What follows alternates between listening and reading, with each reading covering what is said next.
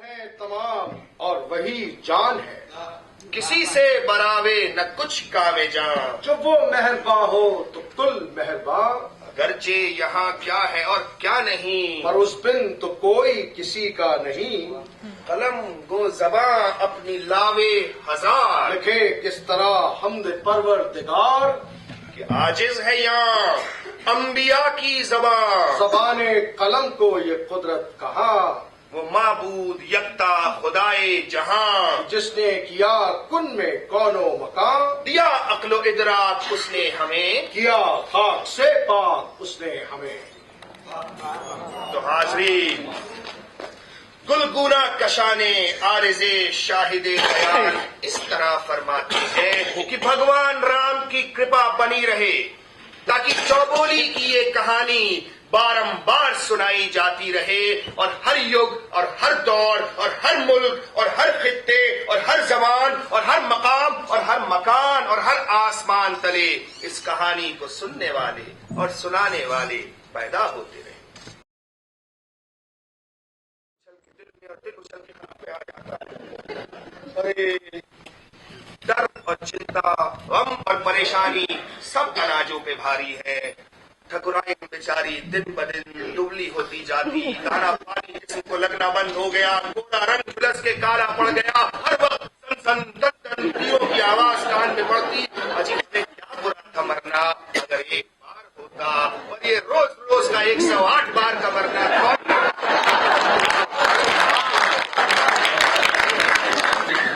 कई बार ऐसा हुआ कि ठकुराइन शाह ने कोशिश की कि बात ठाकुर साहब तक पहुंचाएं, और ठाकुर साहब का कद इतना बुलंद और वाला था कि ठकुराइन साहब की बात उनके कान में पहुंच नहीं पाती।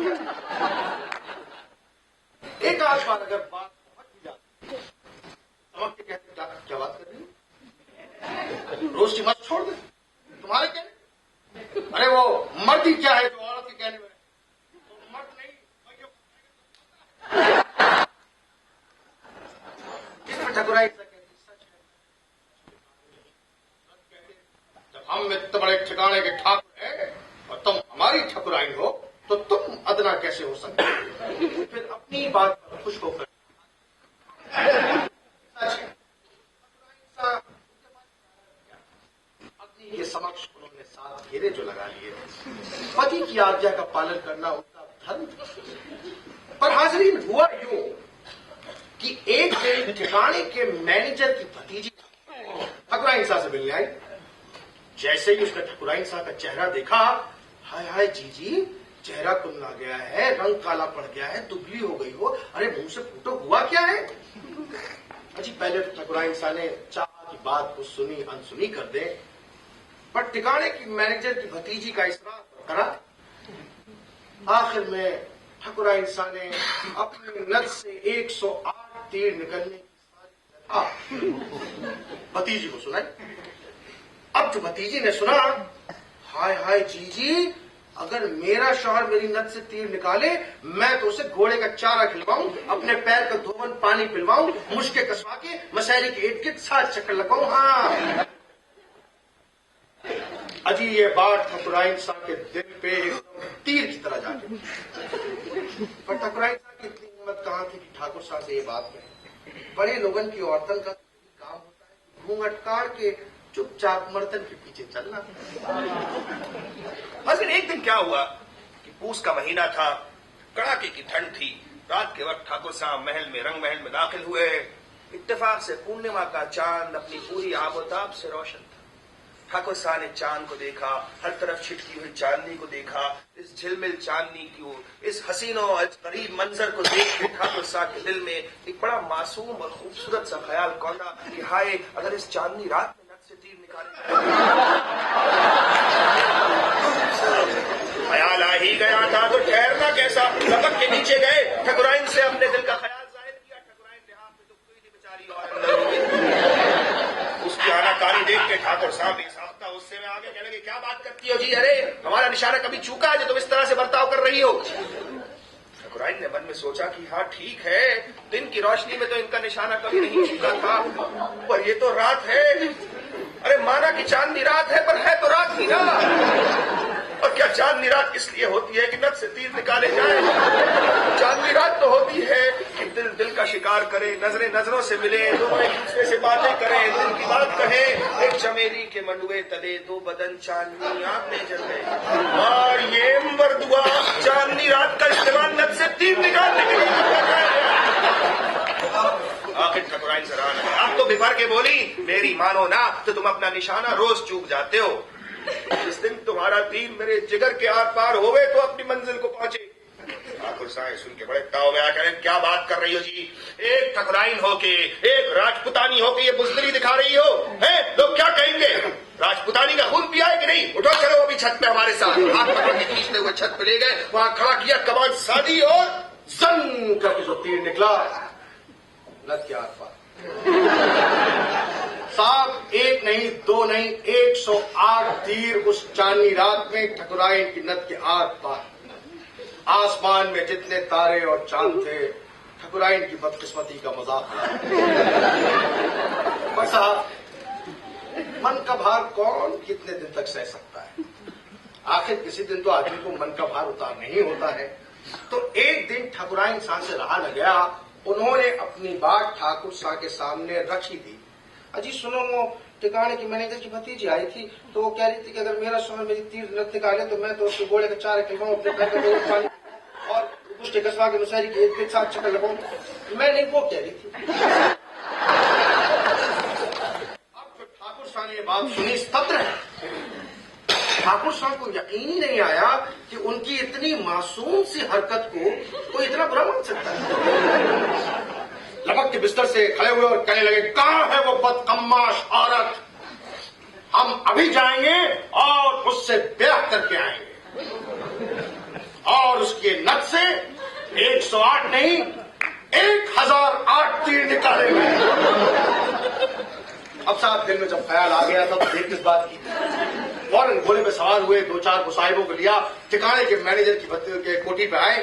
जब ठिकाने के मैनेजर सेठ जी को पता लगा कि ठाकुर साहब, ठिकाने के मालिक, अन्नदाता खुद आधी रात गए उनके दरवाजे पे आए हैं, साहब पत्ते की तरह लरसते, हिलते, कांपते, हाथ जोड़े यूं बाहर निकले। पहले तो ठाकुर साहब ने किसी बात का कुछ जवाब नहीं दिया, गुस्से में चहलकदमी करते रहे। फिर थोड़ी देर बाद एक मुसाहिब ने सेठ जी के कंधे पे हाथ रखा, किनारे ले जाकर भतीजी की सारी रुदात सुनाई। अब जो रुदात सुनी, सेठ साहब का चेहरा फक, फौरन भतीजी को तलब किया और कहा, अरे बावली हो गई है, बड़े लोगों के यहाँ जाके उलझुल बात कर रही है। उसने भी अल्लड़पन में कहा, तो ठीक ही तो है, आप मेरा ब्याह आज करा दीजिए, मैं अपनी बात अभी सच करके दिखा दूं। अरे वो हाथ जोड़ के माफी मांगते रह गए, पूरे खानदान ने हाथ जोड़ के माफी मांगी। पर हाजरीन, जो बड़े लोग हैं, जो ठाकुर हैं, राजपूत हैं, वो छोटों की गलतियों को माफ कर दें, ऐसी दुनिया तो ऊपर वाले ने बनाई नहीं। तो अब मैनेजर ने कहा, अच्छा अन्नदाता 2-3 दिन की मोहलत दीजिए, इसके माँ बाप से पूछे जवाब देता हूँ। उस पर ठाकुर साहब तो बिफर के और आग पीले होकर कहने लगे, क्या बात करते हो? हम इस रियासत के क्या रखते हैं? जी आप माई बाप लगते हैं। हम इस लड़की के क्या रखते हैं? जी आप बाप लगते हैं। अबे तो जब बाप होते हुए हम कह रहे हैं इससे हमारी शादी करो तो तुम भी साहब पंडित बुलवाया गया। अजीब बात ये थी कि उस भतीजी को शादी में कोई एतराज नहीं। पंडित बुलवाया गया, फेरे हुए, जैसे ही 7वां फेरा खत्म हुआ, फौरन ठाकुर साहब खड़े हुए, उसका हाथ पकड़ा, घोड़े में बिठाया और दन दन करते हुए अपने हवेली की तरफ वापस लौट आए। चांदनी रात खत्म होने में थोड़ी सी देर बाकी थी और ठाकुर साहब चांदनी रात बिल्कुल जाया नहीं करना चाहते। किया और कहा, आप बताता हूं, 1008 तीर तेरी नथ से निकाल के दिखाता हूं। इस पे वो भतीजी एकदम से अल्लड़पने में खिलखिला के हंस पड़ी। अब वो जो हंसी तो ठाकुर साहब को समझ में नहीं आया कि देखे तो किधर देखे, कैसी बावली लड़की है जो हंसती है। उसने कहा, अरे ठाकुर साहब आप यहां खड़े हो जाओ, मैं आपकी नथ से 108 तीर निकाल के दिखा दूंगा। मेरे माए हाथ का काम है। अरे तो ठाकुर साहब मतलब उनको समझ ही नहीं आया था, अब बक्का थे कि इतनी बड़ी मेरी आदत है, इतनी बड़ी मश्क है, मेरा हुनर है, उसका ये मजाक उड़ा रही है। नथ से तीर निकालना आसान काम है जो ऐसे बात करती है। उन्होंने कहा, अच्छा अभी खड़े होकर दिखाता हूं। फिर उनके मन में शंका का ये बीच पैदा हुआ, कहीं उसका तीर इधर से उधर हो गया, जानबूझ के उसने तीर एकदम सीधे मेरी तरफ ताक दिया तो फिर क्या होगा। ये सोच के उन्होंने कहा, नहीं नहीं नहीं नहीं, तीर हम चलाएंगे, हम मर्द हैं, हमारा काम है तीर चलाना, तुम यहां खड़ी हो। उस पे भतीजी ने कहा, ठाकुर साहब अगर कोई बड़ा कारनामा अंजाम देना चाहते हो तो जाओ शहजादी चौबोली का हाथ जीत के दिखाओ। शहजादी चौबोली की शर्त है कि जो मर्द उससे एक रात में 4 बार बुलवाएगा उससे शादी करेगी, और अगर उम्मीदवार नाकाम हुआ तो तहखाने में उखड़ू बैठा चारा पीसेगा चक्की पे। 17 गुणे 20 ताकड़ नौजवान, बड़े बड़े शहजादे राजकुमार चौबोली का हाथ जीतने गए और कोई कामयाब ना हो पाया। तुम जाओ वो काम करके आओ तो तुमको जियाला सूरमा राजपूत मानूंगी।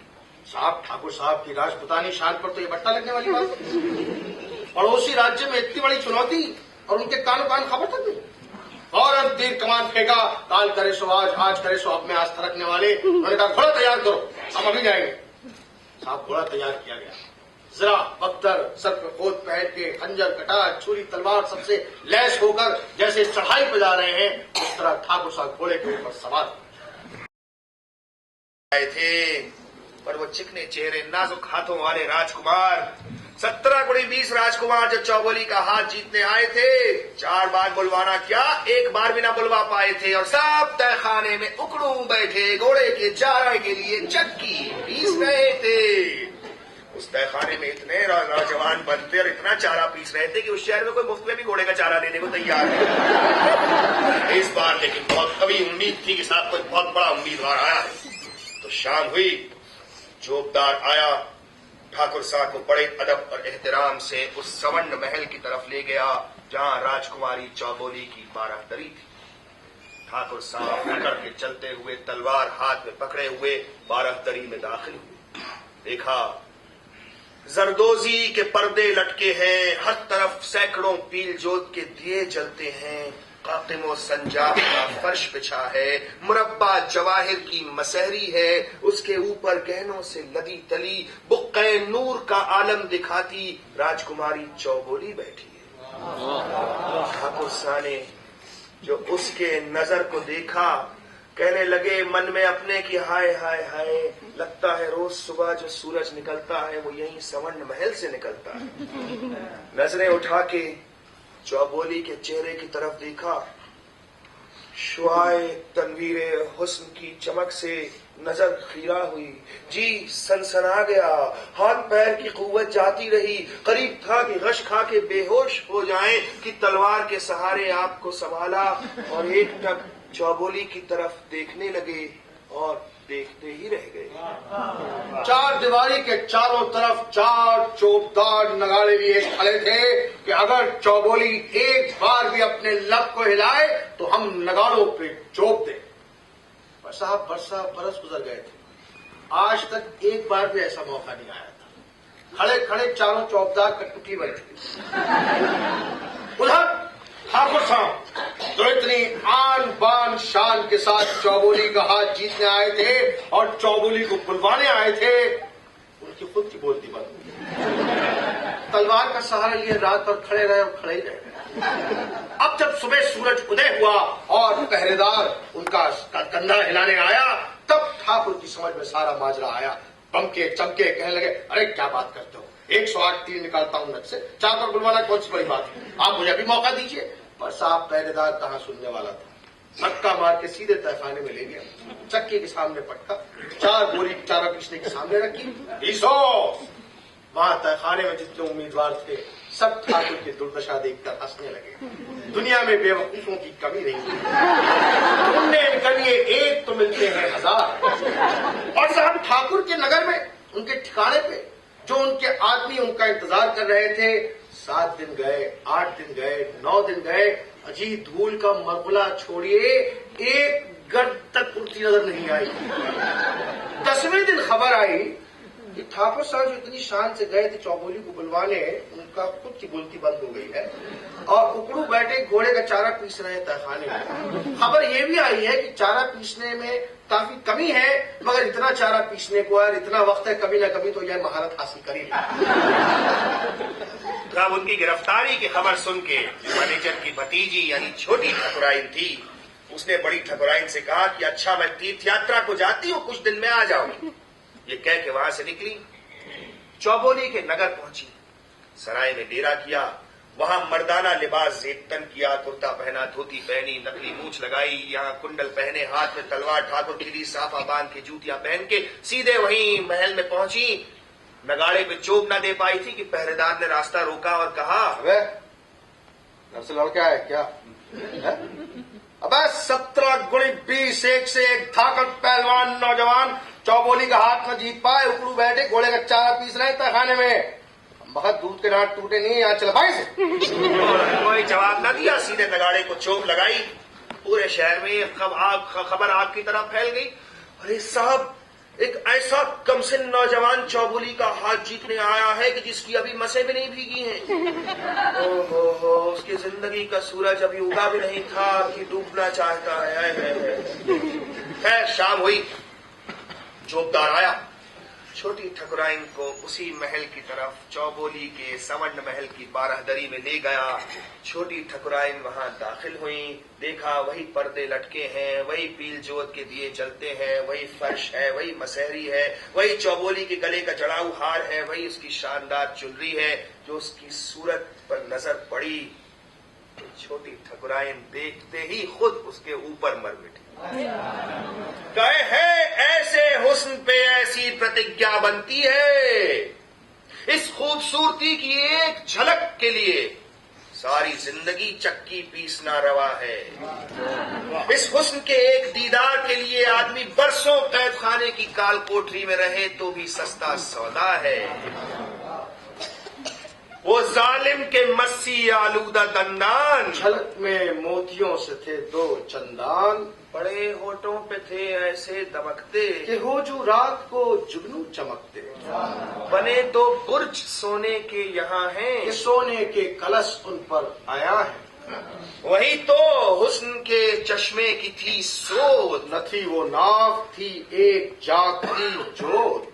लगाकर नाखुने पासे दा फर्क, सरासर हुस्न के दरिया में थी गर्क। छोटी ठकुराइन उस पे ऐसी मोहित हुई थी कि खुद उससे ब्याह करने को उसका जी चाहा।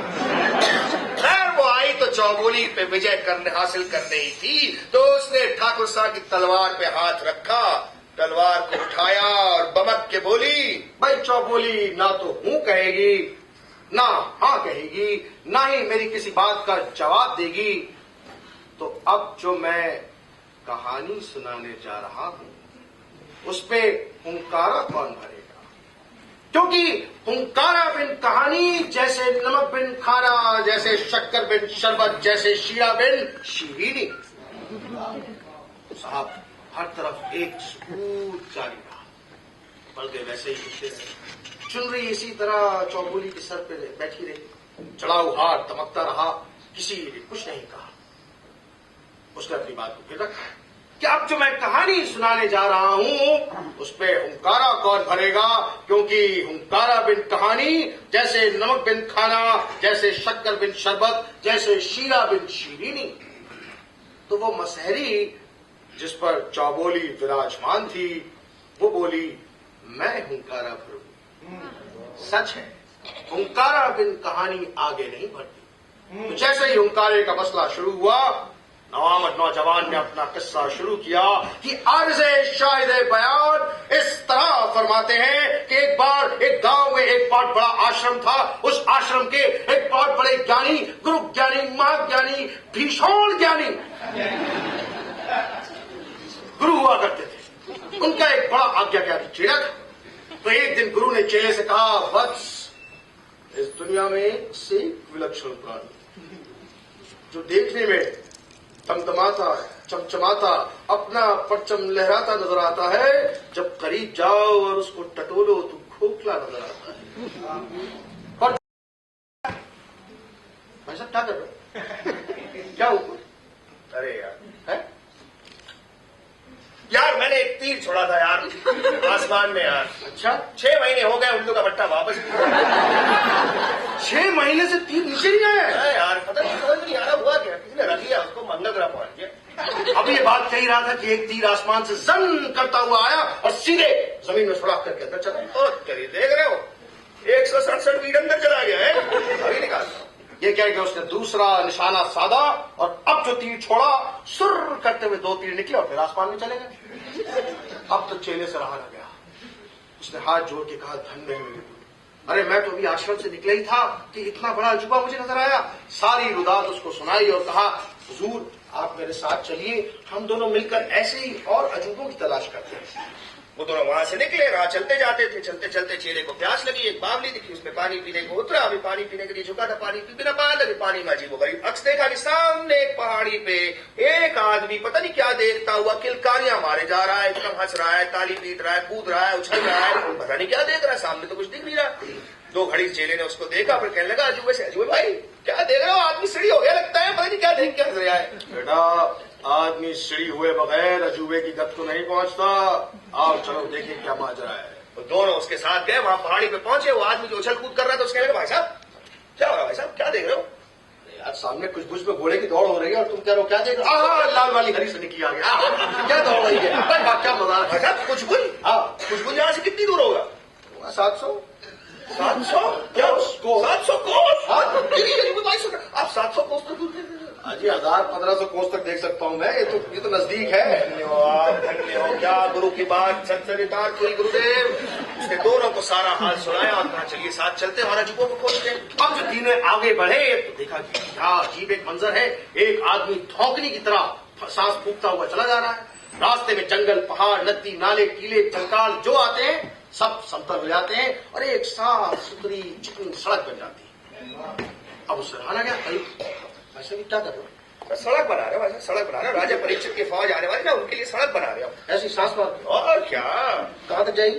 अरे कहाँ तक जाएगी क्या है, जहां तक जाना होगा आपको, यहाँ से लंका तक सड़क बना के दिखा दूंगा। क्या बात है, धन्य हुआ मैं, धन्य हुआ। अरे अभी तो मैंने ढूंढना ही शुरू किया था, 2 नहीं 3 अजूबे मिल गए। तो उसको भी सारी रुदात बताई और तीनों को लेके आगे बढ़। अब जो आगे बढ़ा तो देखा एक आदमी हिरन की तरह कुलाचे मारता हुआ हिरणों के झुंड के साथ दौड़ता चला जा रहा। जो हिरन देखता है उसके गले में घंटी बांध देता है। चश्मे जदन में 108 हिरणों के गले में घंटी बांध देता। अब साहब चेले से रहा क्या करें, घंटी क्यों बांध रहे हो? भाई साहब वो राजा परीक्षित की फौज आने वाली है। अच्छा, वो आएंगे, हिरणों का शिकार करेंगे। ये बात हमको अच्छी नहीं लगती।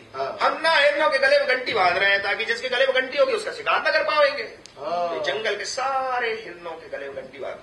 अब तो चेले से रहा न गया। उसने साक्षात दंडवत किया चारों के सामने और कहा, धन्य हुआ मैं।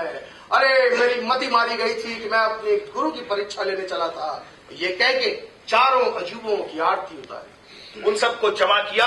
फिर उनसे कहा, महाराज आप लोग गुणी ज्ञानी हो, हुनरमंद हो, विलक्षण हो, अजूबे हो। आप चारों ऐसे अजूबे मिल जाएं तो क्या नहीं कर सकते, दुनिया फतेह कर सकते हैं, दुनिया पे राज कर सकते हैं।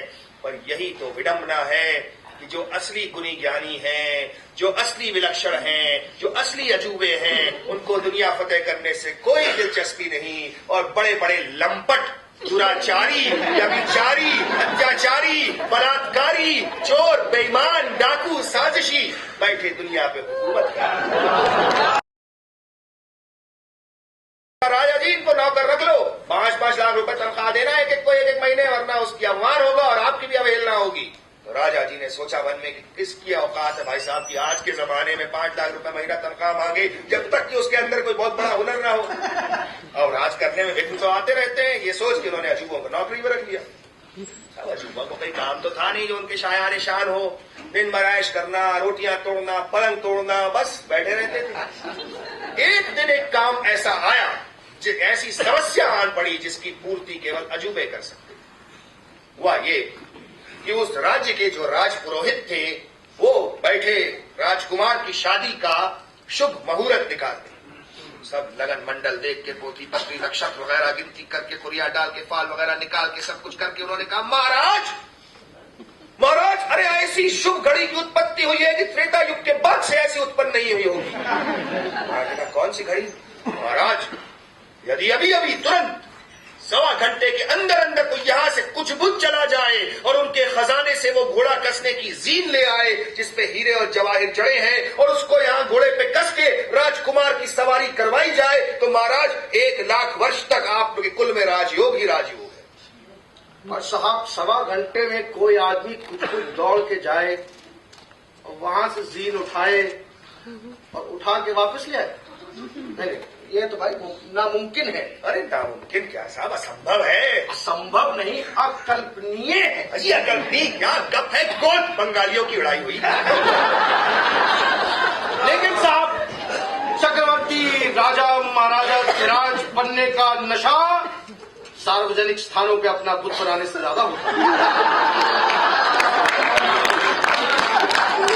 तो साहब, महाराज ने सारे दरबारियों को जमा किया और कहा, ये समस्या पेश आई है, कौन ऐसा जियाला है जो 1.25 घंटे में यहां से कुछ बुझ जाएगा और वो जीन उठा के यहां ले आएगा।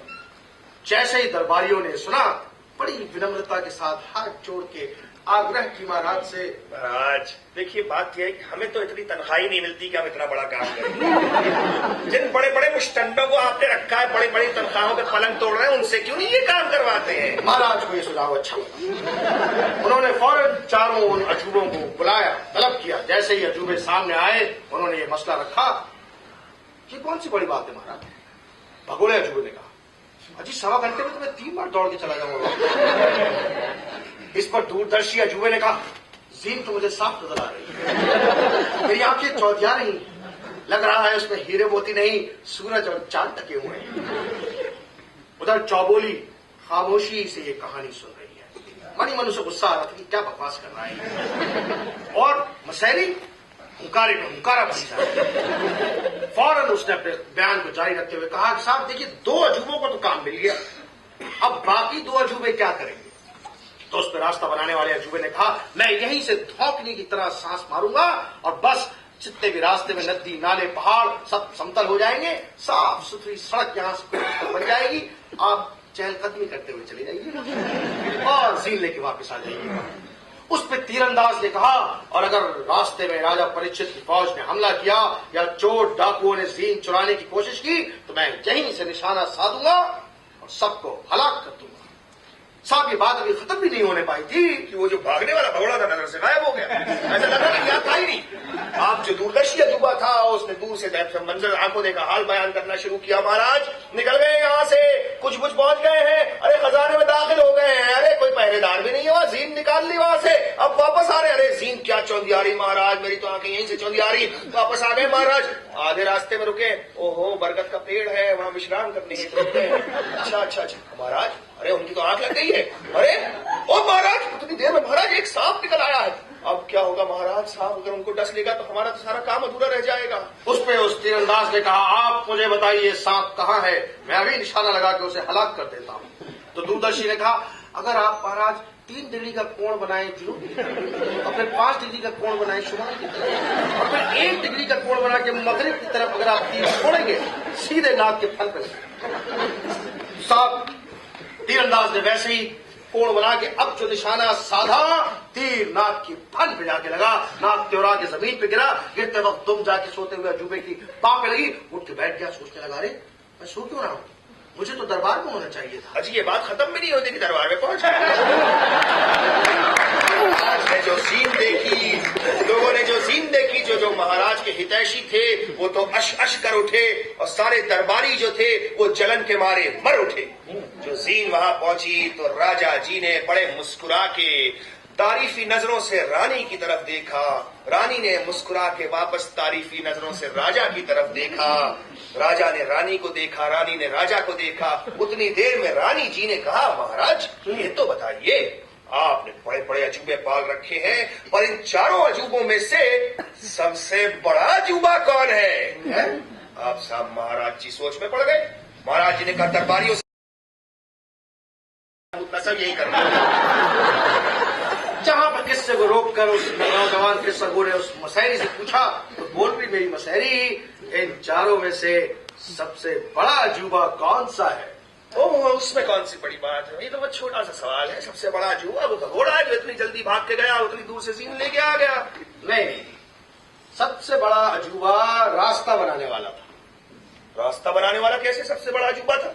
अगर रास्ता नहीं होगा तो भागेगा। अरे तो कहीं भी भाग लेता हो तो भागने वाला। अगर 1.25 घंटे के अंदर जीन लानी थी ना, ये कहानी का अहम पहलू है। अगर वो जो टीला खड़ा रहता पहाड़ रास्ते में तो 1.25 घंटे के बजाय 2.5 घंटे लग गए होते। अजी साहब, इन दोनों ने जो बहस करना शुरू किया तो इनकी बहस का कोई अंत ही नहीं था। चौबोली बैठी बेचारी सबसे ज्यादा ज़हीन औरत वहां खामोशी से सुनती रही। ये अपनी जो है लगा रहे हैं, वो कह रहा नहीं भागने वाला, नहीं सड़क बनाने वाला, भागने वाला, सड़क बनाने वाला, भागने वाला, सड़क बनाने वाला। फटफटी चुप रहो तुम दोनों। जिस अजूबे ने सही वक्त पे तीर चलाया वही सबसे बड़ा अजूबा है। अगर वो सही वक्त पे तीर न चलाता तो बाकी सबकी मेहनत अकारत जाती ना। पर साहब, उसको उससे क्या मतलब था कि कौन सबसे बड़ा अजूबा है? उस किस्सा ने तलवार की मूठ पे हाथ रखा और कहा, बजाओ नगाड़े। अबोल चौबोली पहली बार बोली है। अब तो नगाड़े पे चोट पड़ी तो पूरे शहर में नगाड़े की थमक गई। राजा रानी तो खुशी के मारे लूटने लगे। उन्हें तो यकीन नहीं आया कि किसी ने हमारी शहजादी को एक बार बुलवा दिया। और वहां तहखाने में जितने भी उम्मीदवार थे सब के सब खुशी के मारे उछल पड़े। अरे लगता है कोई सूरमा, कोई ज्याला आजादी का सूरज बनकर आया है जो हमें इस तहखाने से रिहाई दिलवाएगा। हाज़रीन, सच है दुनिया में आजादी से बढ़कर कुछ नहीं है। अरे जब हम इस तहखाने से रिहा होंगे घंटों घंटों सूरज को उगते देखेंगे या चांद और सितारे देख पाएंगे। भीनी भीनी फिजा का मजा लेंगे।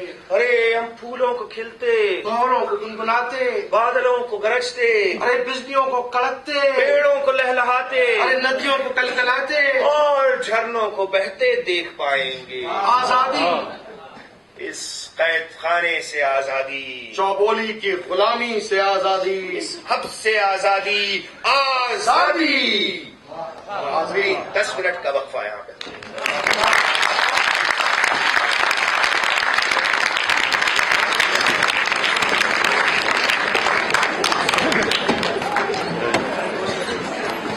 मसहरी से कहा, हे मसहरी, तुझे शत शत प्रणाम कि तूने मेरी कहानी का मान रखा और हुंकारा भरा। अब जैसे ही कोई हुंकारा भरने को तैयार हो, मैं कहानी आगे बढ़ाऊं कि जैसे रात बिन दिन नहीं, जैसे बादल बिन सूरज नहीं, वैसे ही हुंकारा बिन कहानी नहीं। तो उसके ऊपर उस जड़ाऊ हार ने जो चौबोली की गले की जीनत था, उसने कहा, मैं हुंकारा भरूंगा। सच है, हुंकारा भरना ऐसे ही है जैसे युद्ध में वीर गति को प्राप्त होना। हुंकारा भरूंगा और सीधे स्वर्गलोक से धारूंगा। चौबोली इस पे इतना गुस्सा हुई कि उसने हार गले से खींच के तड़ाक से जमीन पे दे मारा। इस पे वो हार बोला, राजकुमारी चौबोली के सुंदर और अद्वितीय गले को हारों की कमी नहीं। कल और आएंगे मुझसे बेहतर सजने वाले, मुझसे बेहतर सजने वाले। राजकुमारी चौबोली जैसा गला मुझे कब मिलेगा? राजकुमारी चौबोली इतनी सुंदर और सच्ची है, मैं उसकी सच्चाई का पास न रखूंगा तो सब मुझे कोसेंगे। मैंने हुंकारा भरने का वचन दिया है, वचन दे के फिर नहीं सकता, वरना सब यही कहेंगे, देखो चौबोली का हार वचन दे के फिर गया। तो जब हुंकारा भरने का मसला तय हुआ तो उस नौआमद नौजवान ने अपना किस्सा शुरू किया कि गुलगुना कशाने आरज़े शाहिदे बयान इस तरह फरमाते हैं, एक नगर में बहुत बड़े सेठ थे, धन्ना सेठ, पन्ना सेठ, नगर सेठ, लखपति, अरबपति, करोड़पति, माला माल। उन्होंने बड़ी शान शौकत के साथ अपना ब्याह रचा। जब अपनी गौरा समान बधू को लेकर वो अपनी हवेली में दाखिल हो रहे थे तो उसी वक्त पंडित जी ने रोक के कहा, महाराज, ऐसी शुभ घड़ी आई है कि द्वापर युग के बाद ऐसी घड़ी नहीं आई। अगर आप इस वक्त किसी भी इंद्री का सेवन ना करें और तुरंत दूसरे नगर व्यापार के लिए निकल जाए तो आपके हाथ कुबेर का खजाना लग जाएगा। अब सेठ जी ने यह बात सुनी, मन में बड़े खुश हुए कि मेरी नई नवेली दुल्हन साक्षात लक्ष्मी बनकर मेरे घर में उतर रही। उन्होंने चमक के ड्योरी पे कहा, सुहाग रात भी ना मनाऊंगा, अभी व्यापार के लिए दूसरे नगर जाऊं। अब तो ये बात नई नवेली दुल्हन ने सुना तो उसके तो सीने पे सांप लौट गया। उसको लगा कि जैसे हजारों हाथी उसके सपनों के ऊपर धम धम धम धम धम धम करते चले। उसने हाथ जोड़कर कहा, स्वामी, आपको इस वक्त दूसरे नगर जाने की क्या जरूरत है? कहने लगे, मूर्ख, मुझे पता नहीं आदमी दूसरे नगर क्यों जाता है। व्यापार के लिए, धन कमाने, परिवार के सुख के लिए। उसने कहा आपके पास तो इतनी संपत्ति है कि 7 पुश्ते तक बैठकर आराम से खाएं। अरे तुझे क्या मालूम, सोने की चमक सूरज की आतिश से भी ज्यादा तेज होती है। पर तू ये प्रलोभन कहाँ समझेगी, और समझना भी जरूरी नहीं है। ये कह के उन्होंने बोरिया बिस्तर उठाया, पोथी बगल में दवाई, अपने ऊपर टोपी पहनी और छड़ी चमकाते हुए दूसरे नगर व्यापार के लिए निकल गए। हाज़रीन, दुनिया में जो पैसे वाले लोग हैं उनसे ज्यादा अकल भला किसमें होती है? फिर वो भला किसी और की बात क्यों सुने? तो सेठ जी व्यापार के लिए चले गए। उनकी नई नवेली दुल्हन सुनी आंखों से उन्हें जाता हुआ देखती रही। शुरू में तो उसे ये लगा कि उसके साथ मजाक हुआ है, वो पलट के आके उसे चौंका देंगी। पर जब दिन महीनों में और महीने कई महीनों में तब्दील होने लगे, तब जाके उसे यकीन हुआ कि सच्चाई यही है कि उसका पति ऐन सुहाग रात के वक्त उसे छोड़कर पैसा कमाने चला गया है। कि सच्चाई यही है कि उसे अपनी पूरी भरी जवानी इस सूनी सेज पे गुजारनी है।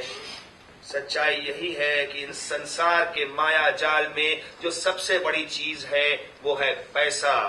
कि पैसा ही रंग रूप है, पैसा ही माल है। पैसा न हो तो आदमी चरखे की माल है। पैसे ही का अमीर के दिल में ख्याल है। पैसे ही का फकीर भी करता सवाल है। पैसा ही फौज, पैसा ही जाहो जलाल है। पैसे ही का तमाम ये रंगो जमाल है। पैसा ही रंग रूप है, पैसा ही माल है। पैसा न हो तो आदमी चरखे की माल है। तो सेठ जी को गए हुए कई महीने गुजर चुके थे। सेठानी धीरे धीरे उनकी गैर मौजूदगी की आदी होती जा रही थी। अब इत्तेफाक की बात थी कि सेठानी का जो ऊपर छत पे कमरा था, उसके ठीक सामने जो हवेली थी वो उस रियासत के ठाकुर की हवेली थी, और उनकी अटारी भी ऊपर वाली उसके कमरे के ठीक सामने पड़ती थी। अब एक दिन सेठानी नहा धो के दोपहर में गीले बालों को संवारते हुए छत पे खड़ी थी कि अचानक कुदरत का करिश्मा देखिए, ठाकुर साहब सामने वाली अटारी में निकल। ठाकुर साहब ने सेठानी को देखा, सेठानी ने ठाकुर को देखा। दोनों एक दूसरे को देखते रह गए देर तक, अपलक एक टक। अब साहब रोज का ये मामूल हो गया, दोनों एक ही वक्त में अपनी अपनी छतों पे आके खड़े हो जाते और घंटों एक दूसरे को देखते रहते। जब ऐसे कई दिन गुजर गए तो आखिर ठाकुर साहब एक दिन बोल ही पड़े कि भाई कब तक यूं ही खामोश रहें और सहें हम? कब तक एक दूसरे को सिर्फ देखते रहें हम?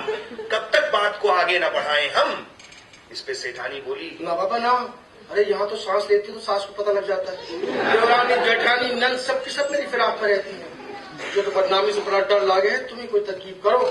उसमें ठाकुर साहब ने कहा, प्रिय तुम घबराओ नहीं, मैं ऐसी तरकीब करूंगा, अपनी हवेली से तुम्हारी हवेली तक एक सुरंग खुदवाऊंगा। जब सुरंग तैयार हो जाए तो तुम सुरंग के रास्ते चुपचाप मेरी हवेली तक चले आना, कुछ बदनामी नहीं होगी। बस कुछ दिनों तुम्हें इंतजार करना पड़ेगा। तो साहब खामोशी से ठाकुर साहब ने सुरंग खुदवाने का काम शुरू किया। किसी को कानो कान खबर तक नहीं हुई कि क्या हो रहा है, मगर उस शहर के सबसे बड़े नामी गिरामी चोर खपड़ियाओं को खबर लग गई। तो खपड़ियाओं ने यह तय किया कि जब सुरंग तैयार हो जाएगी और सेठानी अपने यार के साथ रंगरलियां मनाकर वापस अपने हवेली को जा रही होगी, मैं तुरंत सुरंग के अंदर कूद के आऊंगा और उसके सारे आभूषण लूट लूंगा, और जग हसाई के डर से सेठानी कुछ बोल भी नहीं पाई। तो साहब वो दिन आया आखिरकार जब सुरंग मुकम्मल हुई। सेठानी 16 सिंगार किए हुए, हाथ पांव महावर से रंगे, पोर पोर छल्ले पहने, लहंगा गिंगाम का पहने, चुनरी सुर्ख रंगी ओढ़े, काजल लगाए, बिंदिया और टीका पहने, पैरों में बिछवे पहने, पाताल के रास्ते, जमींदोज रास्ते, बने बंधाए लीक की राह को छोड़ के चली गोरी पी के मिलन को चली। उस वक्त वो अंधेरी सुरंग उसे तारों भरी रात नजर आ रही थी। दिल उसका पुलकित था, आत्मा तल्लीन, चिर उल्लसित। सुरंग की राह होके सीढ़ियां चढ़ते हुए ऊपर अटारी पे ठाकुर साहब के कमरे में दाखिल हुई। सामने देखा ठाकुर साहब मसहरी पे लेटे हैं और एक दासी उनके पैर दबाती। सेठानी को सजे धजे आते देख के दासी सब मफहूम समझ गई, मुस्कुरा के अपनी जगह से उठी और चुपके से कमरे से बाहर निकल गई। सेठानी वहां आके उसकी जगह बैठी, देखा सेठ जी की आंख सी लग गई है। उन्हें जगाना मुनासिब न समझा तो दासी की जगह बैठ के उसके पैर दबाने लगी। कुछ देर बाद ठाकुर साहब बोले, जा बेटी सो जा। सेठानी ने जो ये लफ्ज सुना तो उसके हाथ जहां पे जमे थे वहीं जमे रह गए। कुछ देर बाद ठाकुर साहब पैर खींचते हुए बोले, अरे सुन ना रही बेटी, जा सो जा, देर हो गई है। अब जो उन्होंने पैर खींचा तो सेठानी के कंगन खनखनाए, उनकी आंख खुली। सेठानी को देखा, सेठानी ने ठाकुर साहब को देखा, दोनों ने एक दूसरे को देखा। ठाकुर साहब सर पे हाथ मार के बोले, ये क्या अनर्थ हो गया, तुम्हें बेटी बोल गया? साहब बेटी कहते ही उनकी आत्मा का मैल, उनकी मन की ग्लानी, उनकी नजरों का फतूर और फसाद सब कुछ छू मंतर करके गायब हो गया और वो एकदम निर्मल हो गए। कहने लगे, शायद भगवान की यही इच्छा। आज से सेठानी मैंने तुम्हें अपनी मुंह बोली बेटी बनाया। ये क्या कि उन्होंने एक हार उतार के शगुन के तौर पे अपनी मुंह बोली बेटी को दिया और कहा, जा बेटी अब जा, वरना ये दासियां व्यर्थ तेरे बारे में अनाप शनाप बातें करेंगी। साहब सेठानी को तो यकीन नहीं आया हुआ, वहां तले जमीन फिसला गई। इसी तरह अपने भारी मन को लेकर पैर में लगे सेठानी उधर सुरंग की तरफ पहुंची। चौबोली के मुंह पे हल्की हल्की एक मुस्कुराहट, धीमी धीमी मुस्कुराहट। ऐसा वो अपना बयान जारी रखते हुए सेठानी भारी मन के साथ जैसे ही सुरंग के अंदर दाखिल हुई, खबड़ियाऊ चोट कूद के सामने आया। क्या मुंह काला करके आ गई? अरे निकाल सारे आभूषण, वरना वो तेरी चखसाई करवाऊंगा कि किसी को मुंह दिखाने लायक ना बचेगी। क्या पत्ते हो तुम एक बाप बेटी के पवित्र रिश्ते में ऐसा बाप बेटी, हाँ बाप बेटी। गई तो मैं किसी और मंशा से थी, पर विधाता को कुछ और ही मंजूर था। ये कह के उसने पूरी रुदात सुना। खबड़ियाऊ को सेठानी की हर बात पर यकीन हो गया। उसने हाथ जोड़ के कहा, सेठानी आज से मैंने तुम्हें अपनी बहन बना दिया। ये कह के खबड़ियाऊ ने अपने खीसे से 2-4 सिक्के निकाले और शगुन के तौर पर अपनी मुंह बोली बहन, मैं सदैव इस धर्म का निर्वाह करूंगा, तू जा। अब सब सेठानी जब अपने कमरे में दाखिल हुई, कर्ता की करनी देखी है कि क्या देखती है। सामने उसके सेठ जी खड़े जो बिना बताए वापस आ गए। सेठ जी ने जो सेठानी को रात के इस वक्त इतने गहनों से लदे फदे आभूषण सजाए वापस आते देखा कहीं बाहर से, तो मन में एकदम माथा शंका से उनका आशंका से फड़कने लगा। पर अपने आप पे नियंत्रण रखते हुए उन्होंने कहा, लगता है तुम्हें मेरी आमद का आभास हो गया था, तभी इतनी सजी संवरी हो। एक पल को तो सेठानी के मन में आई कि बात बना ली। फिर मन में उसके सच का बीज अंकुरित हुआ कि एक न एक दिन तो राज खुलेगा, जग हसाई होगी, कल मुही कुलक्षणी कहलाऊंगी। तो ये जो पाप किया है उसके साथ साथ झूठ बोलने का दुष्कर्म क्यों करूं? ये सोचकर उसने सारी बात सच सच सेठ जी से कह दी। पहले तो सेठ जी को लगा कि जमीन हिल रही है और वो उसमें समाने वाले हैं। फिर उनके मन में भी ये सच्चाई का बीज अंकुरित हुआ कि गलती तो तुम्हारी ही है।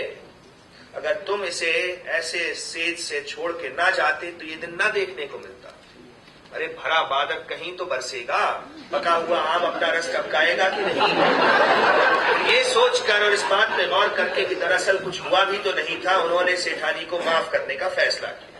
वहीं पे किस्सागो ने अपने बयान को रोका और कहा, बोल रहे मेरी हार, इन चारों में से सबसे ईमानदार कौन है? इनमें सबसे ईमानदार वो सेठ जी हैं जिन्होंने अपनी पत्नी की गलती को क्षमा करके माफ किया। तो सेठ जी कैसे ईमानदार हो? सेठ जी की बीवी थी, किसी और के पास गई, उसने आया सेठ जी को बताई सारी बात। सेठ जी ने बहुत बड़तरिया दिली दिखाते हुए और सच्चाई का दामन पकड़े हुए उसे माफ किया। नहीं, सबसे ईमानदार खपड़ियाऊ चोर था। कपड़ियाऊ चोर? अजी बीवी किसी और की गई किसी और के पास, ये कपड़ियाऊ चोर कैसे बीच में आ गया? भाई जो आदमी पैदाइशी फितरतन चोर, उचक्का, लफंगा, लुच्चा, बदमाश हो और वो ईमानदारी बरते तो वो ईमानदार हुआ कि नहीं? नहीं, ईमानदारी उसकी नहीं है। ईमानदारी अगर किसी की है तो सेठ जी और ठाकुर की है, ठाकुर और सेठ जी की। अजी सेठ जी और ठाकुर तो वरिष्ठ नागरिक है, वो तो ईमानदार है ही। से सुना ना गया, वो फटपड़ी पप्पी पकड़ती, बंद करो तुम दोनों। अरे जाहिर है सबसे सच्ची और ईमानदार सेठानी है। वो चाहती तो झूठ बोल सकती थी, पर उसने सब कुछ सच सच अपने पति से कह दिया। दुनिया में किसी ने इतनी ईमानदार और सच्ची बीवी देखी है भला? चिड़चिड़ाहट की अब कोई इंतहा नहीं रही। वो मरदूद मनहूस किस्सा को कहानियां क्या सुनाता था, वो शहर का दाम बिछा देता था जिसमें हर आदमी गिरफ्तार हो जाता। 2 बार तो वो उससे बुलवा चुका था, पर अब वो कुछ भी कर ले, वो रामायण पुराण सुना दे, महाभारत गाँच दे, वो तिलिस्म में होशरुबा खोल के रख दे, चौबोली एक लफ्ज अपने मुंह से नहीं बोलने वाली थी। उसने घूर के उस हार की तरफ देखा, अगर तूने एक लफ्ज जबान से निकाला ना तो तुझे आग में फिकवा दूंगी। इस पे वो किस्सा को यानी छोटी ठकुराइन बोली, चौबोली भाई मसल मशहूर है कि धोबी जब अपनी बीवी, कुम्हार जब अपनी बीवी से नाराज होता है तो कान अपने गधे के खींचता है। तुम भी ना मेरी कहानियां सुन के ऐसा मुझ पे मोहित हुई हो कि मुझसे शादी करना चाहती हो, पर ऊपर ऊपर से ये गुस्सा दिखा रही हो। इसमें चौबोली ने कोई जवाब न दिया और दूसरी तरफ मुंह करके बैठ गई। नौजवान किस्सा गो ने कहा, भाई पेड़ तभी अच्छे लगते हैं जब उन पे पत्ते लहलहाएं, बादल तभी फपते हैं जब पानी से भरे हों, और किस्से तभी लुभाते हैं जब कोई हुंकारा देने को तैयार हो। तो कोई ऐसा है इस कमरे में जो हुंकारा दे कि मेरी कहानी को आगे बढ़ाएगा? तो वो चुनरी जो चौबोली के सर पे बैठी हुई थी, उसने कहा, मैं हुंकारा भरूंगी। सच है, हुंकारा भरूंगी तो चौबोली की प्रतिज्ञा टूटेगी। चौबोली की प्रतिज्ञा टूटेगी तो इस राज्य की हर खिजा रसीदा पर पेड़ पत्ती कली फूल के ऊपर फिर से बहार आ जाएगी। चौबोली सुन के इतना गुस्सा हुई कि उसने वो चुनरी सर से खींच के जमीन पे फेंक दी।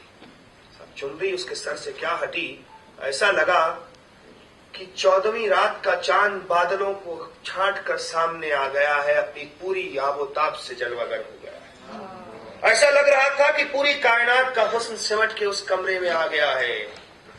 कई आंखों के नीचे बर्फ एक कौन, समंदे नाज ने डाला वहीं रौन, कहा दिल ने यही देखी जो वो मांग, कि है ये रात आधी कुछ दुआ मांग। हवासो होश सबके हो गए तार, हुए सब मांग चोटी में गिरफ्तार। बहम आंखों से आंखें लड़ गई खैर, अजायब नरगिसिस्तान की हुई सैर। नजर आया वो मुखड़ा सेब का सा, कुछ डॉल वहाँ आसेब का सा, वो रुखसारों में उसके फर्ज बही थी, हुई जिससे खजल अक्सर बही थी। कहूँ उसकी जबी को किस तरह चांद, कि उससे लाख हिस्सा चांद था मान। सुहाना था कुछ ऐसा रूप उसका, कि साया मांगती थी धूप उसका। बरंग गुल नजाकत में भरी थी, बस जो बात थी उसकी परी थी। तो साहब चम लहराओ, ये तय करके सामान बांध के पांचों सफर पर निकले। रास्ते में रात हुई, एक बावरी के किनारे डेरा डाला और आपस में तय किया कि भाई चोर डाकू लुच्चे लफंगे लुटेरों से बचने के लिए एक दोस्त हर वक्त पहरे पे रहेगा। अब सब 4 दोस्त सो गए और बड़ा ही पहरे पे खड़ा हो गया। नींद से बचने के लिए इधर उधर थोड़ा टहलने लगा। टहलते टहलते उसको दिखा सामने एक लकड़ी का टुकड़ा पड़ा है। उसने उठाया, सूंघा तो संदल की लकड़ी थी। बड़ाई के हाथ संदल की लकड़ी लगे और बड़ाई के हाथ न खुलचे, ऐसा कैसे हो सकता? उसने फौरन अपने औजार निकाले, रंगा आरा वगैरह निकाला और देखते ही देखते उसको तराश के एक ही 2-4 घड़ी में उस जंगल में, बयाबान में, उस लकड़ी के टुकड़े की जगह एक खूबसूरत औरत का मुजस्समा खड़ा कर। अब साहब उसके बाद दर्जी की बारी आई। दर्जी ने भी उस बुत को देखा। दर्जी ने कहा, वाह वाह। उसने सुन के फौरन नाप के सीके उसको चुनरी घाघरा चोली वगैरह से एकदम मुलब्बिस कर दिया। उसके बाद सुनार की बारी आई। सुनार ने भी देखा, वाह दोस्तों ने काम तो बड़ा किया है, पर एकदम तो जेवर वगैरह कुछ नहीं पहने। उसने फौरन नाप तौल के उसके जेवर, कान में बाला, हाला, हार वगैरह, बिछिया, पायल सब पहना के उसको जगमगा दिया जंगल। पंडित जब सोया तो लखारे की बारी आई। लखारे ने देखा, वाह जी वाह, क्या बुत बनाया है। मोहनजोदाड़ो की प्रतिमा आ गई है, पर हाथ उसके खाली है। ये सोचकर उसने फौरन लाख निकाला और लाख के कंगने बना के कोहनी से कलाई तक उसको पहना दी। फिर वो सोया तो पंडित की बारी आई। अब पंडित का हुनर यह था कि उसको बेजान चीज में जान फूंकने का हुनर आता था। पंडित ने देखा, वाह वाह, ऐसे जंगल में लग रहा है इंद्र की अप्सरा साक्षात उतर आई है, ऐसा मुजस्समा है कि जिसको देखकर सिपाही अपनी तलवार, शहंशाह अपना ताज और इंसान अपना दिल निकाल के रखता है। बस उसने जो देखा उसको मंत्रोच्चारण करके उसने ऐसा मंत्र पढ़ा और फूंका कि वो मुजस्समा जुम्बिश करने लगा, यानी उसमें जान पैदा हो गई। अब जब सुबह पांचों दोस्त सोकर उठे और उन्होंने उस नाज़नीन को देखा तो साहब देखते ही रह गए। क्या हुस्न उसका था। वो मुकड़ा जिसे देख महदाग खाए, वो नक्शा की तस्वीर को हैरत आए, जो कुछ चाहिए ठीक नक्सिक से अंग, नजाकत भरा सेफ्टी का सा रंग, कुछ एकदम के न कुछ एक पाकपन, गरज हर तरह में अनूठी फबल, तगाफुल हया नाज शोखी गुरूर, हर एक अपने मौके से वक्ते जरूर, तबस्सुम तकल्लुम तरहुम सितम, मुवाफिक हर एक हौसले के करम। साहब उसको देखकर पांचों उसको अपनी मिल्कियत समझने लगे। हर कोई उसके ऊपर दावा करने लग गया। कहा तो साहब पांचों इतने गहरे दोस्त थे कि भाई होने का खतरा था, और यहाँ तलवार निकाल के जाने दुश्मन लगे एक दूसरे के। कोई कहता ये मेरी दुल्हन है, कोई कहता मैं इससे ब्याह करूंगा, कोई कहता मैंने इसको जिंदा किया है। उधर चौबोली उनकी ये सब बयान सुनती जा रही। उत्तिस साहब ने अपने बयान को रोक के कहा, बोल रही मेरी चुनरी, तो इन पांचों में से इसका वर कौन है? भाई जिसने लकड़ी के टुकड़े को औरत का रूप दिया वही उसका असली वर है। चौबोली के मन में गुस्से की एक और दौड़ी। उसने कहा, अरे क्या बकवास है, अरे जो माँ बेटे को पैदा करती है उससे ब्याह कर दिया जाता है क्या?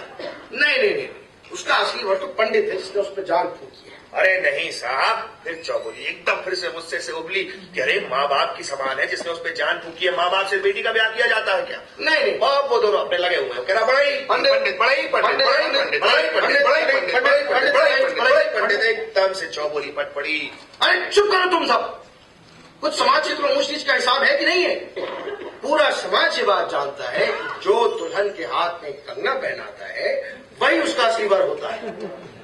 तो कंगना किसने पहना है? लखारे ने। इसका मतलब उस दुल्हन का असली वर लखारा है। पर साहब किस सगों को इससे क्या मतलब? उसने तलवार की मूठ पर हाथ रख के कहा, बजाओ नगाड़े। अब और चौबोली तीसरी बार बोल उठी। अब जो नगाड़े की आवाज हुई, राजा रानी को तो यकीन नहीं आया। खुशी के मारे शहर तख्त में लौटने लग गए। जितने भी वहां तहखाने में उम्मीदवार थे सब के सब खुश होके अब तो सामान बांधने लगे कि 3 बार बुलवा लिया है तो 4थी बार तो बुलवा ही देंगे। पर साहब जो ठाकुर वहां कोने में बैठे थे, ठाकुर के सीने पे सांप रोक रहा। किस आन बान शान के साथ वो आए थे चौबोली का हाथ जीतने के लिए, और अब उनकी आंखों के सामने, उनकी नाक के नीचे से चौबोली किसी और की हो जाएगी। अरे भैया, अगर आप कैद खाने से रिहाई मिल भी गई तो ठाकुर साहब किस मुंह से अपने ठिकाने को जाएंगे? इस रिहाई से तो बेहतर है कि यहाँ तहखाने में बैठ के चक्की पीसेंगे पीसेंगे पीसेंगे। तो हाजरीन, जैसे तर बिन तरवर, जैसे पर बिन पक्षी, जैसे जिब बिन मुंह, वैसे ही हुंकारा बिन कहानी। कोई हुंकारा भरने को तैयार हो यहाँ तो मैं ऐसी दास्तान, ऐसी कहानी सुनाऊं कि जिससे दिलों के खराबे हो रोशन। बताओ, घबराने की बात नहीं है। नौजवान किस्सा को छोटी ठकुराइन ने पूरे कमरे की तरफ देखा और कहा, अगर चौबोली के हाथ पीले होंगे तो ये बहुत खुशी की बात होगी, डरो मत। तो उसके ऊपर वो टिमटिमाता हुआ पील जोत का दिया बोला, मैं हुंकारा भरूंगा। इस पे चौबोली इतना गुस्सा हुई कि उसने वहीं से जो फूंक मारी तो दिया बेचारा बुझ गया। अब जो उसमें से धुआं निकला तो पीछे से आवाज आई, मैं अंधकार हूँ, रोशनी के पीछे रहता हूँ, इसलिए कोई देख नहीं सकता। मैं हुंकारा भरूंगा, क्योंकि अगर इतने बड़े महान किस्सगों को हुंकारा ना मिले तो ये लानत है। कहने के बाद उस किस्सगो ने अपने बयान को शुरू किया कि आरिज़े शाहिदे बयान इस तरह फरमाते हैं कि एक गांव में 2 दोस्त थे, एक राजपूत एक जाट, दोनों काया और और छाया की तरह साथ साथ रहते थे, साथ साथ बैठते, साथ साथ उठते, साथ साथ खेती बाड़ी करते, साथ साथ रोटी बाटी खाते, साथ साथ मकान थे, ऐसे साथ साथ रहते थे कि दोनों के ऊपर जुड़वा भाई होने का शक था। तो अब साहब हुआ यूं कि एक दिन जाट का गौना कराने जाट के ससुराल वाले आए। तो जाट ने यह फैसला किया कि मैं अपने ससुराल सिर्फ और सिर्फ अपने दोस्त राजपूत को ले जाऊंगा। तो साहब वो अपने दोस्त राजपूत को लेके गया। अब जब ससुराल पहुंचे तो ससुराल वालों ने राजपूत दोस्त की वो आओ भगत की, वो खातिरदारी की, वो ख्याल रखा उसका सामान लेने देने में, तोहफे तहाइफ में, उठने बैठने में, खाने पीने में, अंदर बाहर में, हर चीज में राजपूत की दामाद से ज्यादा दोस्त की खिदमत की। राजपूत ये सब देख के दिल में बड़ा खुश हुआ और उसने तय किया कि जब मेरा गौना होगा तो मैं सिर्फ और सिर्फ अपने दोस्त जाट को ले जाऊंगा। अब वो दिन आया राजपूत के गौने का। वो अपने जैसा उसने तय किया था अपने दोस्त जाट को लेके चला, और जैसे ही राह पे निकला मन में उसके शंका का बीज उत्पन्न हुआ, अगर ऐसा कहीं हुआ कि मेरे दोस्त के वो आवभगत ना हुई जो मेरी हुई है, तब क्या होगा?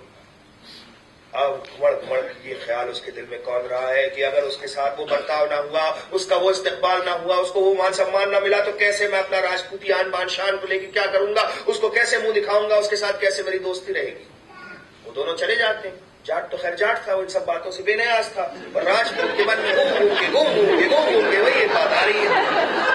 अब उस बात से ऐसा जो मन में बीज उत्पन्न हुआ उससे निकले कैसे? रास्ते में शंकर भगवान का मंदिर था।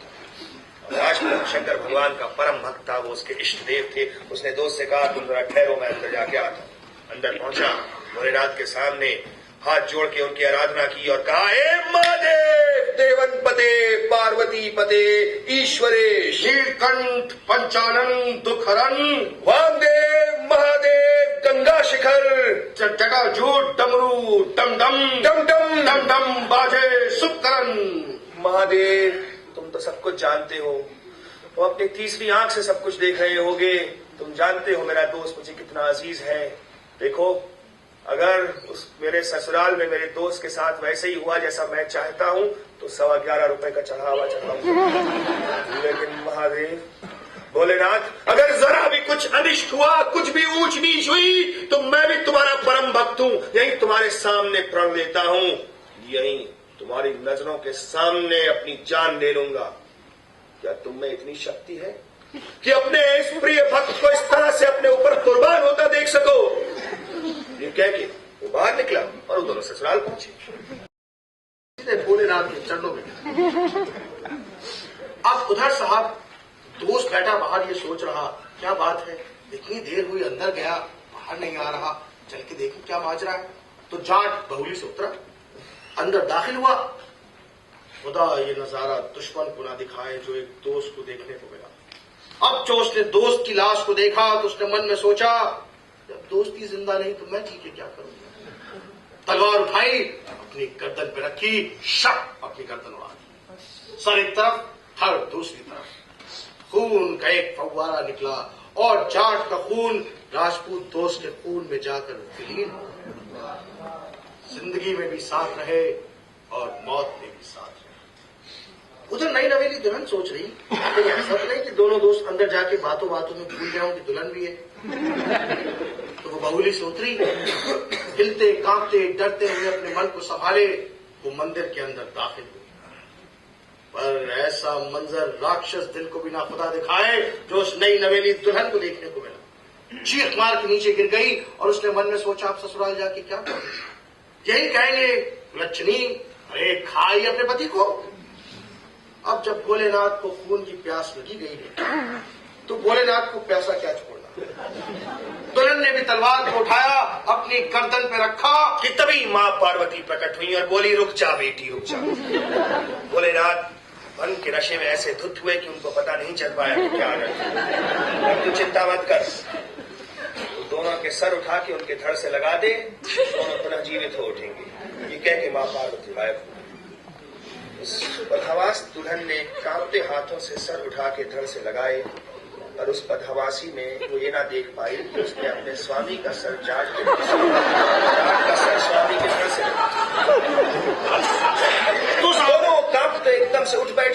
चलते हुए जैसे कुछ हुआ ही ना हो। वो दुल्हन बेचारी विस्मय में बैठी देख रही है, उसकी समझ में ही नहीं आ रहा था उसका असली स्वामी कौन है, जाट के धड़ वाला राजपूत सर या राजपूत के धड़ वाला जाट सर। किस्सा ने बयान को यही रोककर उस अंधकार से कहा, तो मेरे प्रिय अंधकार, डाल इस पर रोशनी की फुहार कि कौन उसका असली स्वामी है। वो जो राजपूत का धड़ है वही उसका असली स्वामी है, क्योंकि धड़ वैसे भी सर के मुकाबले 10 गुना होता है, और जिस चीज से आदमी मर्द स्वामी कहलाता है वो भी धड़ में होती है। अब तो चौबोली से रहो, गुस्से से फट पड़ी, चुप करो, कुछ अकल है कि नहीं है? अरे आदमी के शरीर का उसका सबसे अहम हिस्सा उसका सर होता है। सर में मस्तिष्क है, 4 इंद्रियां हैं, तो जाहिर सी बात है जिस धड़ के ऊपर राजपूत का सर है वही उसका असली वर है। और साहब किस्सा को इससे क्या किस्सा ने इस बार तलवार को म्यान से निकाला और निकाल के जो घुमाया और कहा, बचाओ नगाड़े और बजाते ही रहो, क्योंकि चौबोली एक रात में 4 बार बोली उठी। अब जो नगाड़े पे चोट हुई तो 70 कोस तक उस नगाड़े का शोर गया। राजा रानी को तो लगा कि ब्याह होने से पहले ही हम स्वर्ग पहुंच जाएंगे। जितने भी वहां उम्मीदवार तहखाने में थे सब खड़े होकर चौबोली की जय जयकार करने लगे। सच है, चौबोली की हार हुई है, उसकी प्रतिज्ञा टूटी है, मगर इस हार में चौबोली की जीत थी, क्योंकि उसकी प्रतिज्ञा सच्ची थी। राजा रानी बहुत खुश हुए। राजा ने तय किया कि चौबोली के ब्याह पे ऐसी धूमधाम होनी चाहिए जो आज तक किसी ने ना देखी हो। उन्होंने रानी को बहुत सोच विचार के बाद उनके मन में विचार कौंधा। उन्होंने रानी को बुला के कहा, बताओ रानी जी, आसमान में कितने तारे होंगे? हमारे ख्याल से 9 लाख। तो मैं ना 9 लाख से ऊपर सोने की मोहरें गरीब गुरबा में बांट दूंगा इस शादी पे। तो वित्त मंत्री ने सुना तो सर पीट लिया। कहने लगे, महाराज आसमान के तारों का मोल कौन दे सकता है? अरे आप कल बेचने जाएंगे तो 2 कौड़ी नहीं निकाल पाएगा कोई। मेरी मानिए तो पिस्तल की मोहरें बांटी। अब पीतल की मोहरें बांटी गई बड़ी धूमधाम से। 70 कोस के गांव को न्योता पीले चावल का दिया। सबने 7 दिनों तक खाना खाया। जो बाकी उम्मीदवार थे उनको खूब तोहफे तहाइफ देकर विदा किया गया। आखिर सुहागरात की घड़ी आई। छोटी ठकुराइन मर्दाना लिबास पहने, मूछ लगाए, ठाकुर की तलवार हाथ लिए अंदर सुजरे में दाखिल हुई। फिर उनके मन में ख्याल आया कि अब इस रात से पर्दा हटा देना चाहिए। उन्होंने सब बातें सच सच चौबोली से बताई कि वो कैसे उनके शौहर ने उनसे शादी की थी, कैसे उसको छुड़ाने के लिए यहाँ आई थी और कैसे उन्होंने चौबोली का हाथ जीता था। ये सब सुन के चौबोली बोली, बहन मुझे इस बात की बहुत खुशी है कि मेरा हाथ किसी मर्द ने नहीं जीता। अगर कोई मेरा हाथ जीत पाया तो एक औरत ही जीत पाई। पर बहन मैं एक बड़ी असमंजस में पड़ गई। मुझे समझ में नहीं आ रहा कि मेरा ब्याह तुमसे हुआ है, हाय हाय उस फुसफुसे ठाकुर से। भैया, हमारे यहाँ रस्म है कि अगर कोई मर्द चला जाए तो उसकी तलवार हाथ में रख के उससे शादी कर लेते हैं। तो ब्याह के समय ठाकुर जी की तलवार मेरे हाथ में थी, तो ब्याह तुम्हारा ठाकुर के साथ हुआ है।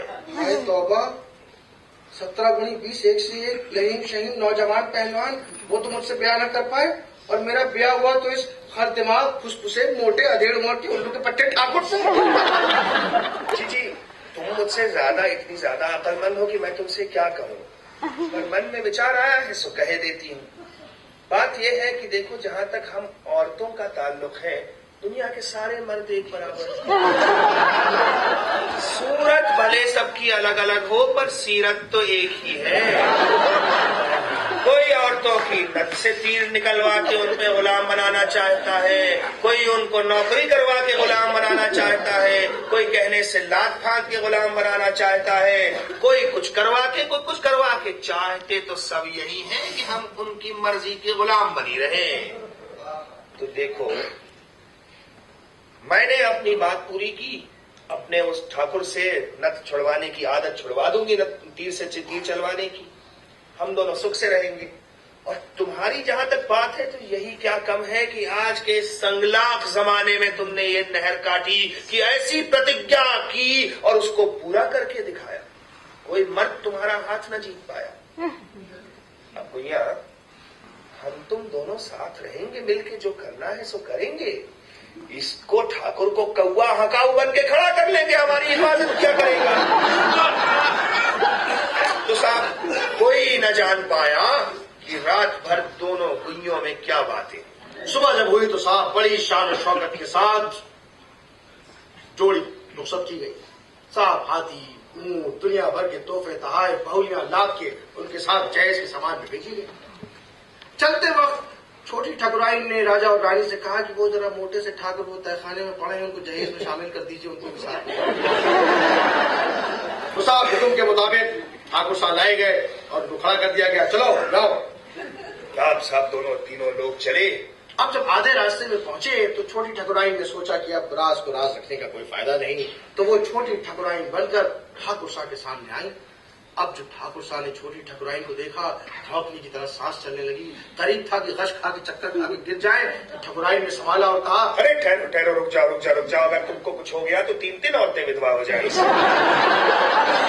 3 औरतें? हाँ 3 ये कह के उसने सब बताया, एक ठकुराइन, एक मैं और एक चौबोली। अब जो चौबोली का नाम सुना तो ठाकुर की लाड टपकने लगी। नहीं ज्यादा उतावले होने की जरूरत नहीं है, जब तक मेरी शर्त को पूरा नहीं करोगे तब तक उसका सर तो और चेहरा तो क्या नाखून तक न देखने दूंगी।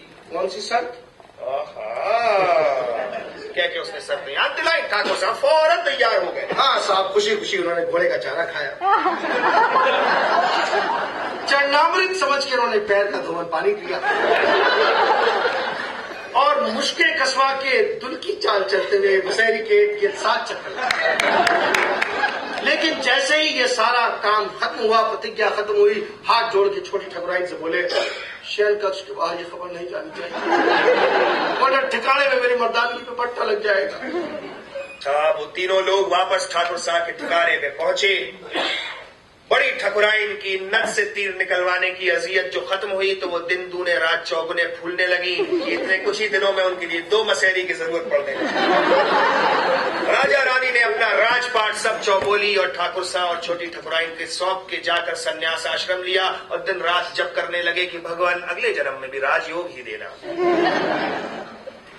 ठाकुर साहब ने बड़े दिनों तक राज किया और बड़े कुशल और बुद्धिमान चतुर गानी दुरानी राजा कहलाए, क्योंकि वो हर काम चौबोली और छोटी ठकुराइन की कुशाग्र बुद्धि से ही करते थे। तो आदमी जान लीजिएगा कि दुनिया में आज तक जितने मशहूर और मारूफ मर्द हुए हैं, अरस्तु से लेकर अफलातून अलेक्जेंडर सिकंदर तक, उनके पीछे सिवाय इन 2 मर्दों के किसी न किसी औरत का ही हाथ है।